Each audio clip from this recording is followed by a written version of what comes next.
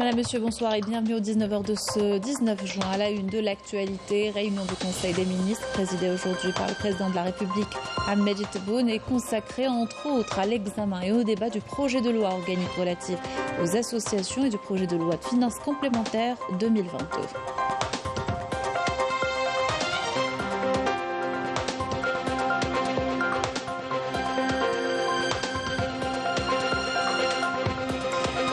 Hajj 2022, départ ce matin du premier vol à partir de l'aéroport international d'Oran à destination de Médine. 17 dessertes programmées vers les lieux saints depuis l'ouest du pays. Les détails tout à l'heure.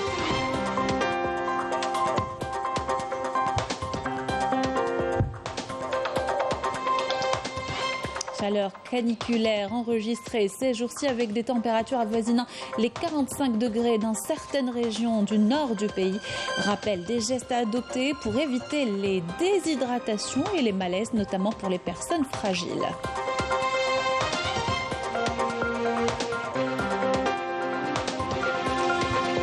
À l'étranger, grève générale annoncée par les syndicats marocains. Le débrayage risque de paralyser toute la fonction publique dans une énième tentative de dénoncer les conditions de vie difficiles et briser le silence du Marzen et sa répression. Bienvenue à tous, heureuse de vous retrouver. Je vous le disais en titre, réunion du Conseil des ministres présidée aujourd'hui par le président de la République, Ahmed Tebboune, est consacrée à l'examen et au débat du projet de loi organique relatif aux associations et du projet de loi de finances complémentaires 2022. Il est question également d'autres exposés dans la révision des programmes éducatifs et du manuel scolaire et les préparatifs du 60e anniversaire de l'indépendance.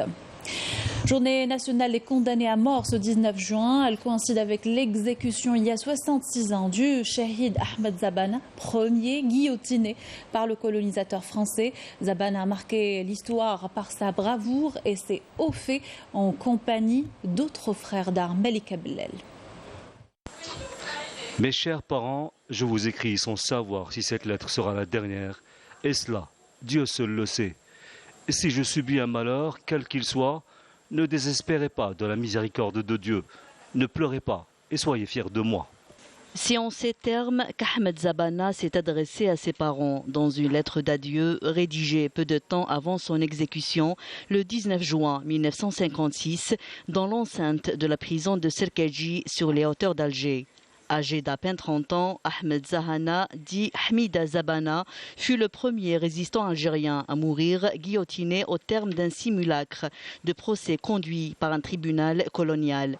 Ce natif de la localité de Zahana, ex-Saint-Lucien, était membre des scouts musulmans algériens avant d'adhérer en 1949 au MTLD, Mouvement pour le triomphe des libertés démocratiques, puis de rejoindre les rangs de l'ALN, l'armée de libération nationale. Dans la nuit du 1er novembre 1954, il organisa avec un groupe de moudjahidines une attaque contre un campement de l'armée française. Son arrestation, quelques jours plus tard, dans la grotte de Boujlida, près de Saint-Lucien, ne s'est pas faite sans coup férir.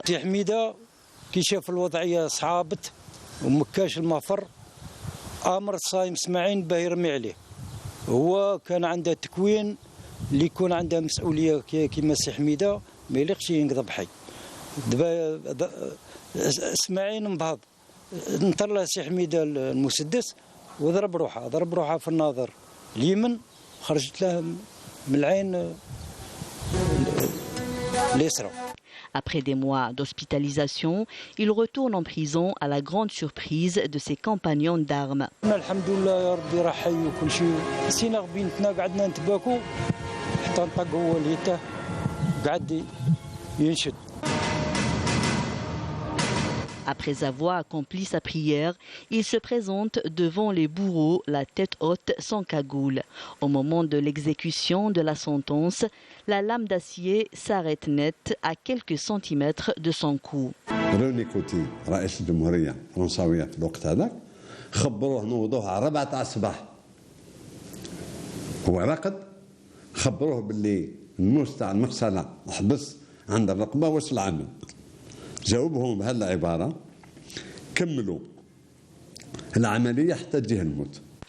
Ahmed Zabana a certes été le premier guillotiné de la guerre de libération nationale, suivi de Abdelkader Farraj, un autre martyr de l'Algérie. Ils étaient en tout 222 à être décapités par la guillotine. Une arme barbare dont ont usé et abusé les autorités coloniales de 1956 à 1958. En prévision de l'Assemblée générale extraordinaire de la Ligue des conseils économiques et sociaux arabes et institutions similaires, les travaux de la réunion du conseil d'administration a débuté ce matin au Centre international des conférences. À l'ordre du jour, l'examen du renouvellement des structures de la Ligue et les préparatifs pour la tenue de l'AG extraordinaire prévue demain. Dans une déclaration à la presse, le secrétaire général Mohamed Lamine Jafri a indiqué que la réunion du CA avait pour objectif la dynamisation de la Ligue et la relance de ses activités, événements sous le haut patronage du président de la République, Ahmed Tebboune. Lancement ce matin d'une clinique mobile de prévention et de dépistage du diabète par le ministre de la Santé. Le dispositif se rendra jusqu'à Béjaïa et sera suivi d'autres de différentes maladies non transmissibles qui sillonneront plusieurs wilayas du pays. Il s'agit d'une clinique fonctionnant à l'énergie solaire. Driving Diabète est l'une des nombreuses caravanes initiées par le département de la Santé en collaboration avec ses partenaires. A rappelé Abdelrahman Ben Bouzid, le ministre a précisé que 35 caravanes avec 60 000 opérations de dépistage ont été lancées depuis 2011 dans tout le pays.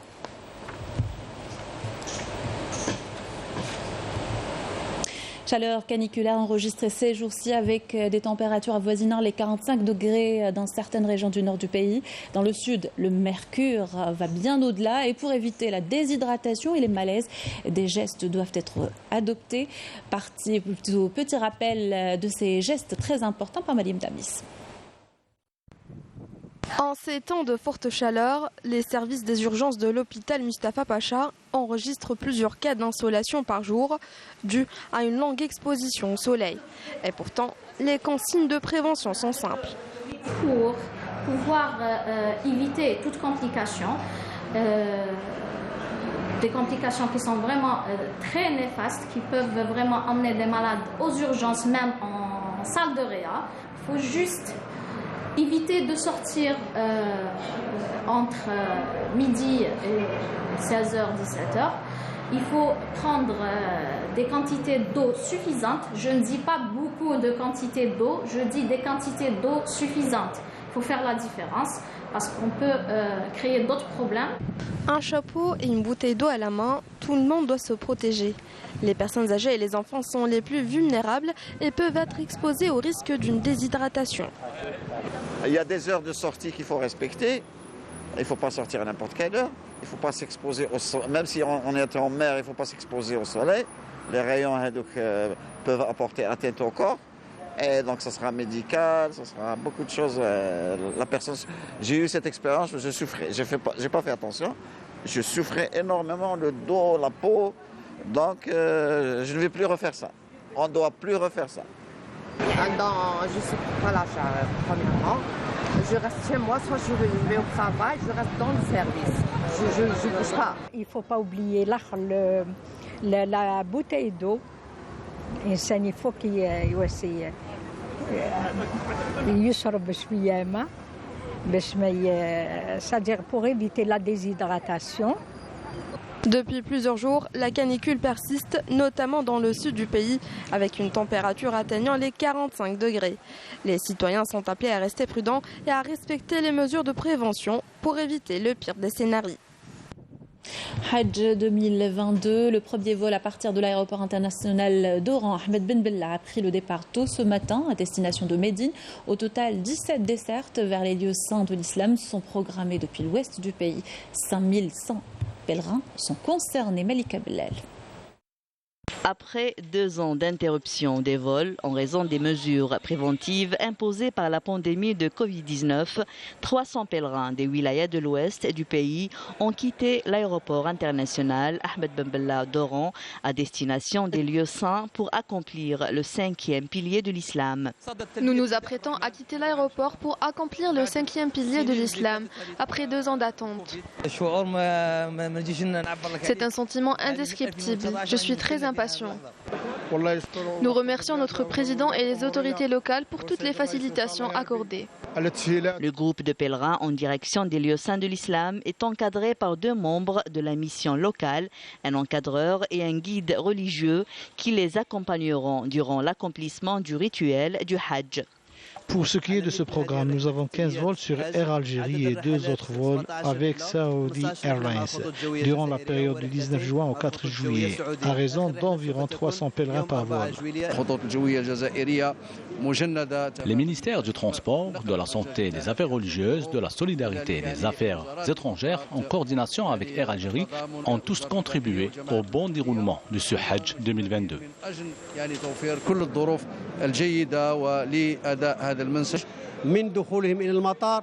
Nous sommes là pour prendre en charge les pèlerins concernant les modalités de voyage depuis l'embarcation.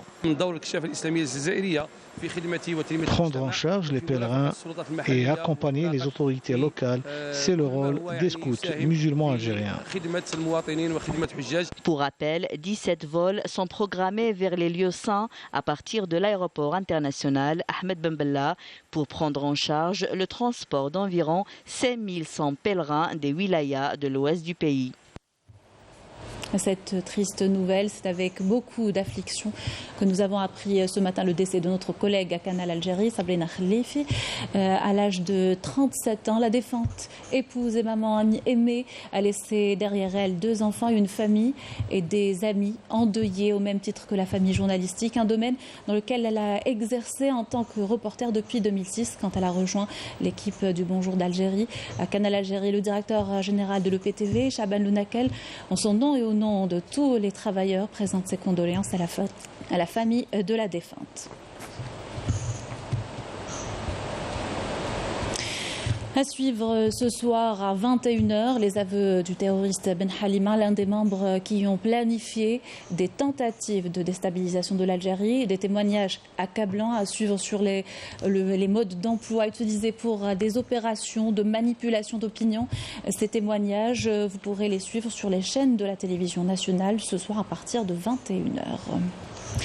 À l'étranger, le Parlement régional du gouvernement semi-autonome de Catalogne en Espagne a adopté une résolution affirmant que l'entité sioniste commettait un crime d'apartheid contre le peuple palestinien. Ont rapporté des médias lors d'un vote historique. Le Parlement de Catalogne a affirmé que l'entité sioniste commettait un crime d'apartheid contre le peuple palestinien, devenant ainsi la première chambre en Europe à lancer une telle accusation contre l'occupant sioniste. La résolution reproche à l'entité sioniste d'appliquer un système contraire au droit international et équivalent au crime d'apartheid contre la population palestinienne des territoires occupés, tel que défini dans le statut de Rome de la Cour pénale internationale.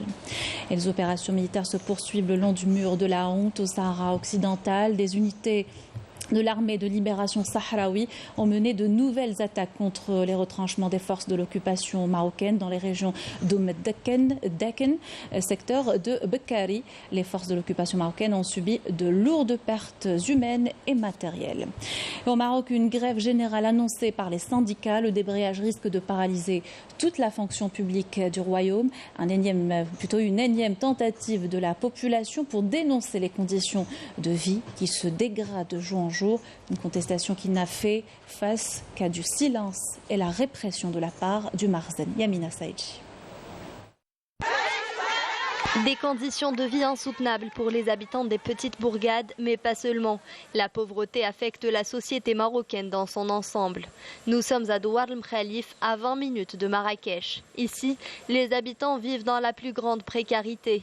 Habitat précaire, chômage, à cela s'ajoute le manque d'eau et toutes les mauvaises conditions de vie qui transforment le quotidien en véritable enfer. الواد الحار خانز شني ولا قتلاتنا الحشرات قتلونا، المركوب ما عندناش، عايشين في الهشاشه، عايشين في الهمشه، لا مدرسه، ولادنا حالتهم، بناتنا حالتهم، كيشدوا الاوتوستوبات باش يوصلوا لدراستهم، مكرفصين. ديك الوزيره اللي تقول انا وزيره تجي تشوف حالتنا، بزاف هاد الشيء والله الا بزاف، جي تشوف حالتنا فاش عايشين، الدراري الصغار كلهم امراض، ما حيتنا التماره الكحله، ما حيتنا الزمن، ما حيتنا المرض، عاد زيد عليها زادوا في الزيت، زادوا في الدقيق، زادوا في شحال من حاجه، وزيد عليها حتى الطريق حتى هي تنبغيو نمشيو نخدموا نترزقوا الله، ما كنلقاوش اللي تجينا. La pauvreté, la cherté de la vie et la flambée croissante des prix des produits alimentaires de première nécessité font sombrer les plus démunis, voire même la classe moyenne, dans la misère. هاد الدوار راه عايشين في القرى وفي العذاب، ما عندهمش ومكرفسين وليداتهم، غير الحبوب قاتلهم. شنو ولا هالك الوليدات، والله نساسيكم بيخرجوا من هاد الحاله، هاد الشيء راه بزاف، تيديو الاصوات وتيخليونا حنا في التكرفيس، لا ركوب لا سبيطار لا مدرسه، الوليدات عايشين في العذاب وفي التراب وفي القهره، ولادنا كيطيحوا في الصروبنا، الكبار والصغار كيطيحوا في الصروبه، راه حشومه هاد الشيء، راه عيب، راه جاو خدوا الاصوات وزادوا، اللي جا تيدخل لهاد الدوار تيقول لك باغي يدير لنا اعاده الهيكله وباغي يوقف معانا، هو تينجح تيغبر، ما باقيش تيبان، وحنا وقفنا معاه لوجه الله، بغينا حنا المصلحه للدوار، ما وقفنا معاه لا بريال لا بجوج، بغينا المصلحه للدوار. سعاد السيد قضى غرضه، زاد في حالته، ما باقي عمرو بال في هاد الدوار ولا عمرو تحرك، وليداتنا مهمشين، حنا مهمشين، المشكله هو الدوار هي قريب للمدينه، ما بعيدش، راهي 20 دقيقه تتكون في قاع المدينه. Même constat du côté des grandes villes, la hausse démesurée des prix est insoutenable. Les syndicats marocains ont annoncé une grève générale visant à paralyser la fonction publique au royaume pour dénoncer leurs conditions de vie qui se dégradent de jour en jour. L'Organisation démocratique du travail, la Confédération générale du travail et la Fédération des syndicats démocratiques ne sont pas à leur première grève. Cette fois, le corps marocain des techniciens a rejoint le Front social pour faire entendre son mécontentement et réclamer la satisfaction de ses droits face à la marginalisation et au mépris du Merzen. Au programme, un débrayage de 2 jours pour exiger l'ouverture du dialogue et dénoncer l'attitude du gouvernement Arnouch. اليوم واقع الامر هو انه امام الجفاف، امام الزياده في الاسعار والمحروقات، كيبان انه اليوم الشعب المغربي غادي يعاني وغيعاني كطبقه عامله، كموظفين، كمأجورين، وبالتالي المفروض اننا كمركزيه نقابيه اننا نتحملوا جزء من المسؤوليه التاريخيه ديالنا. احتجاج اولا على ارتفاع المهول المحروقات والانعكاس ديالها سلبا على المواد الاساسيه.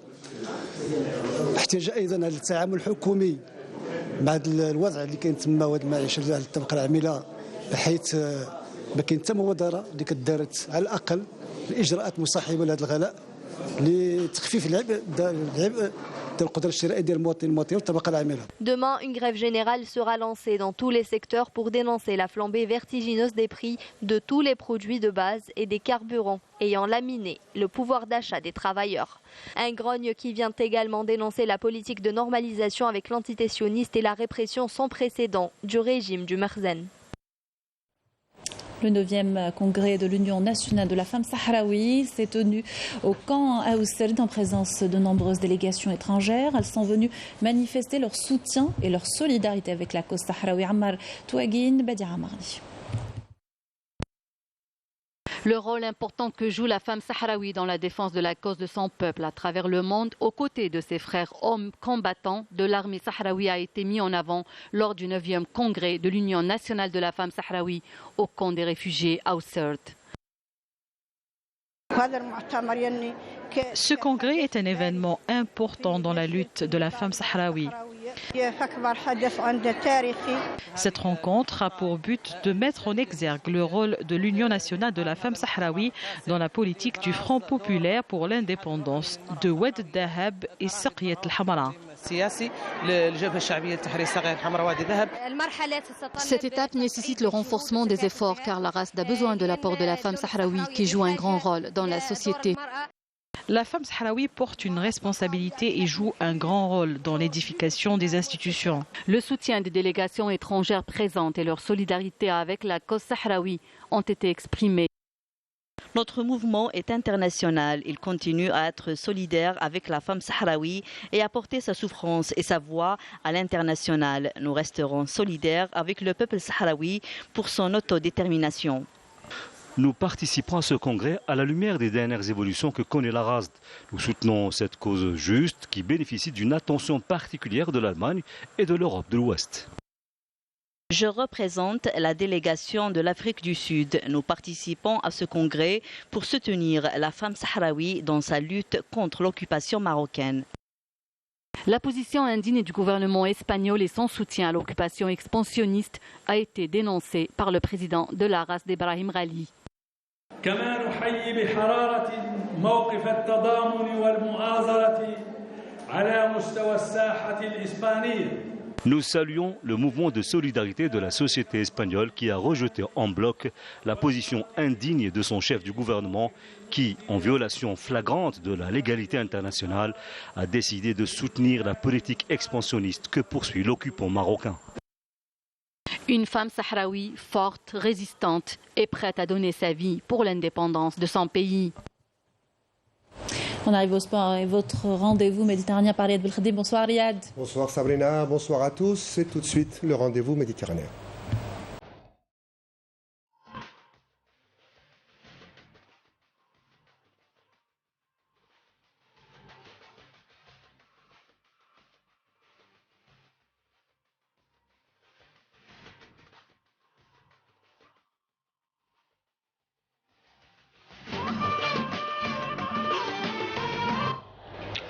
À la veille du départ de la sélection U18 de football, on va commencer avec le foot ce soir.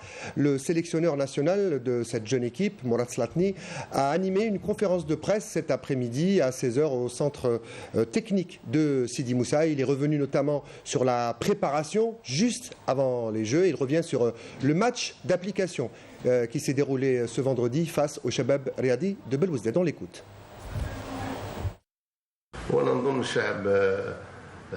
تعسيق ولا شعب اللي في الغرب الوطن معروف بحبوا كرة القدم، معروف الفنيات، معروف اللعب الجميل. ان شاء الله احنا نكونوا على اوتور ونعطيو كما نقول لك توت لا ليبرتي للاعبين باش يلعبوا بكل الامكانيات تاعهم بالخبره الصغيره تاعنا في الميادين. ان شاء الله سي ان ماتش دو فوتبول وما نزيدوش نديروا لهم خصم اللي هو الاستريس وهو فقد الثقه. ان شاء الله حنايا عندنا سيفريه مونك دو في التحضير وكل شيء، ولكن ان شاء الله نعطيهم الامكانيات كما نقول لك بسيكولوجيه ايموسيونيل فيزيك اون فا جيري مع المحضر البدني. Alors, cette jeune équipe va probablement vivre la plus grande et la plus belle compétition de sa jeune histoire. Mourad Slatni revient cette fois-ci en conférence de presse en parlant du public et il lance un appel pour que tous les Algériens viennent nombreux au stade.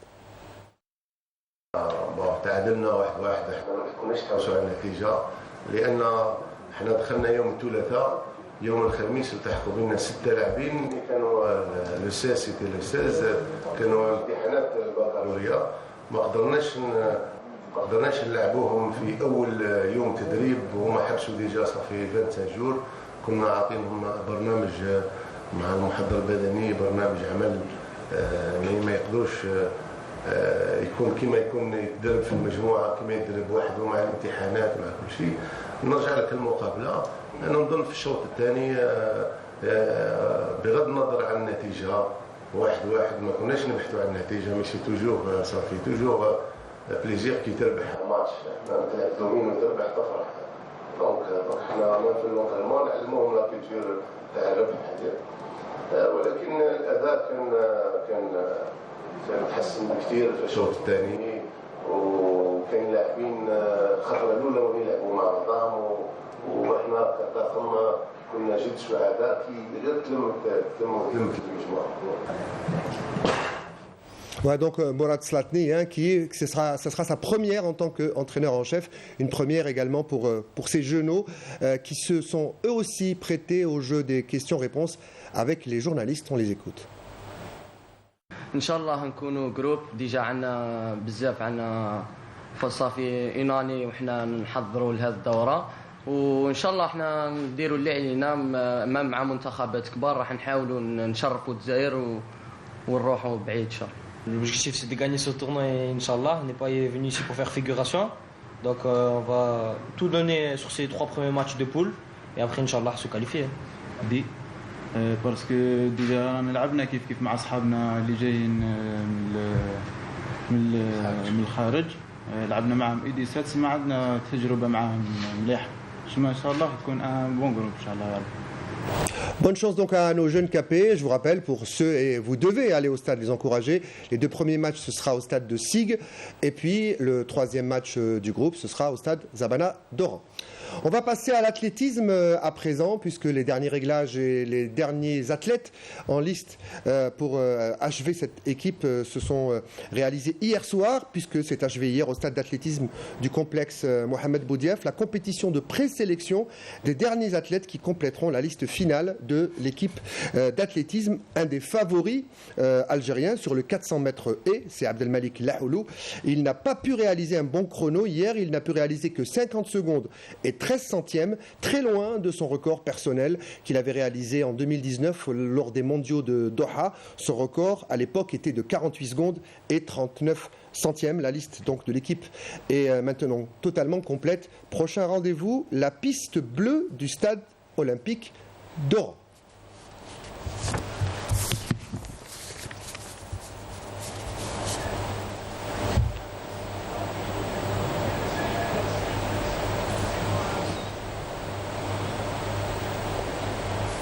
Et on regarde les derniers mètres de Lahoulou hier sur la piste du Sato, du stade d'athlétisme du complexe Mohamed Boudiaf.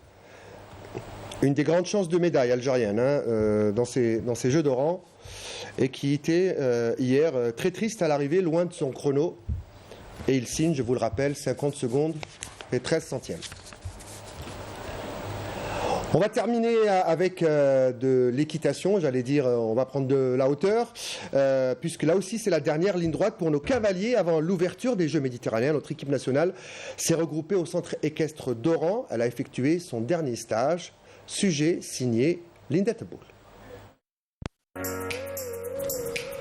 À quelques jours du début de la 19e édition des Jeux méditerranéens qui auront lieu à Oran, nos athlètes s'apprêtent à affronter les meilleurs cavaliers sur l'échelle internationale. L'organisation, Allah Ibarak, ils ont été pris en charge correctement.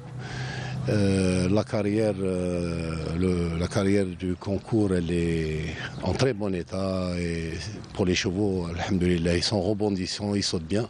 Une participation honorable et faire une bonne figure aux Jeux méditerranéens, c'est l'objectif de notre équipe nationale qui se prépare d'arrache-pied afin de bien représenter les couleurs nationales dans cet événement international. Alhamdulillah, nous nous préparons. Nous avons choisi les cavaliers qui vont participer à la compétition. Nous essayons de les encourager et nous les poussons à réaliser leurs objectifs. Il y a une belle ambiance avec les cavaliers, avec le staff technique. Il y a une belle ambiance entre les cavaliers et le staff. Nous essayons de travailler ensemble pour faire une belle prestation lors des Jeux pour honorer l'Algérie. À peine 2 semaines de l'entame de la compétition, les représentants algériens lancent un appel au public pour qu'ils soient en nombre, pour les soutenir et les encourager afin de se dépasser. Parce que ça va être un plus sur les... Ça va être un plus pour nous. Ils vont nous aider et nous encourager à tout donner pour honorer l'Algérie. Les cavaliers algériens nous réservent peut-être de belles surprises et leurs montures nous gratifieront certainement de leur habileté et leur élégance. Élégance très certainement, il y aura du très très haut niveau lors de compétitions équestres. Alors ce soir c'était crampons, pointe et on a fini avec des bottes. C'était tout pour le rendez-vous méditerranéen ce soir. Demain à ma place ce sera Saïd Fellag. Merci de votre attention, bonsoir.